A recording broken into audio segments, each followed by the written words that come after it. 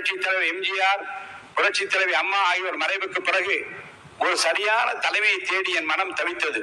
மீண்டும் ஒரு எம்ஜிஆர் நமக்கு கிடைக்க மாட்டாரா என்று என் மனம் ஏங்கியது. அந்த ஏக்கத்தை, அந்த தவிப்பை போக்கிய மாபெரும் தலைவர் தான் நம் முன்னாலே அமர்ந்திருக்கின்ற வாழும் எம்ஜிஆர், மக்களின் மகத்தான தலைவராக பரிணமிக்கும் மாண்புமிகு முதலமைச்சர் தளபதி விஜய் அவர்கள். அவர் எனக்கு மட்டுமல்ல, நாட்டு மக்களின் குறைகளை தீர்க்கிற, கண்ணீரை துடைக்கிற, தமிழக மக்களுக்கு கிடைத்திருக்கிற மாபெரும் சக்தியாக நீங்கள் எல்லாம் இங்கே பாராட்டி பேசினீர்களே. வந்தார், எதிர்கட்சிகளை எல்லாம் சந்தித்தார்.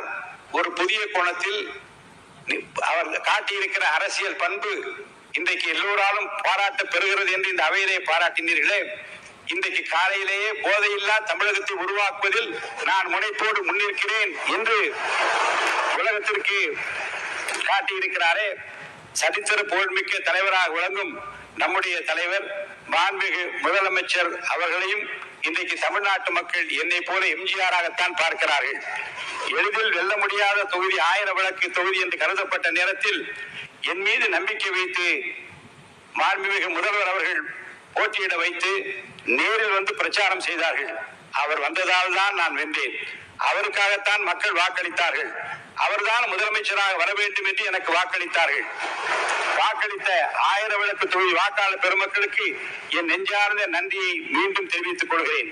தமிழக வெற்றி கழக தொண்டர்களைப் போல கைமாறு கருதாமல் உழைக்கக்கூடிய, காசு பணம் கேட்காமல் உழைக்கக்கூடிய, வெற்றிவா என்றால் கட்டி வருகிற கட்டிலும் காளைகள் நிறைந்திருக்கிற ஒரு வெற்றி கழகமாக இந்த கழகம் உங்கள் தலைமையை ஏற்று தேர்தல் காலத்தில் அவர்கள் ஆற்றிய பணிகளை நான் உள்ளபடியே போற்ற கடமைப்பட்டிருக்கிறேன். இந்த நேரத்தில் நான் நன்றியை தெரிவிக்க கடமைப்பட்டிருக்கிறேன். தமிழக அரசியல் வரலாற்றில் இந்த பொது தேர்தல் மாபெரும் பல உண்மைகளை நமக்கு எடுத்துரைக்கிறது. தாங்கள் விரும்புகிற தலைவர் முதலமைச்சராக வர வேண்டும் என்று மக்கள் விரும்பினால், தலைவர் வாய்ப்பளித்த வேட்பாளர்களை தாங்கள் விரும்புகிற தலைவரின் உருவாகவே நினைத்து சாதி, மதம், இனம், மொழி என பாராமல் வெற்றி பெற செய்வார்கள் தமிழக மக்கள். மாமன்ற உறுப்பினர்களே, அலை வீசியது. அது விஜய் அலை, அது வெற்றி அலை, அது விசில் அலை.